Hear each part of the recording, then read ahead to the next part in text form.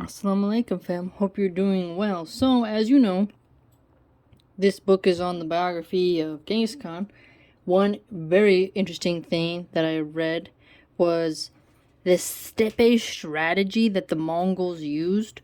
They used to go to their enemies' grazing fields, right? Their herds. Frighten the yaks, the horses, basically every critter, and make them stampede through the battle lines or village. That is brilliant because it would cause huge confusion. So, I mean, wow. I mean, that is pretty smart, Like, you don't realize the power that some yaks with their horns have as they're plowing through, and there's so many. Quite interesting because horses, as they stampede, they'll step on you too, if they're frightened enough, and they're gonna just run, and if you're in the way, you're in the way. So later on, when the Mongols are going against the Jerkids, this is like 1212, 1213, right? They did it this time but with the peasants. So they went around, the Mongols, to the villages that were not defended and set them on fire, chased people out, and the peasants fled in all directions, the author notes, and they clogged the roads, and then the Jerkid soldiers, they couldn't move, right? It made it really hard for the supply trains and all the soldiers to maneuver because there was too many roads that were blocked with peasants and people fleeing, like just thousands upon thousands of people, right? And then, because they attacked the countryside before they went into the, fortified city, the people went into the city and then they ate up a lot of the food, right? And it was causing chaos wherever they went. So that is two smart strategies that Genghis Khan used, was that they used the animals against the soldiers, their own critters, without pulling off a weapon, and then using the traditional method of burning and looting, but to do it in such a way to where the people pour into the city amongst the aristocracy, right? And then draining the food, because the peasants, they have their food, right?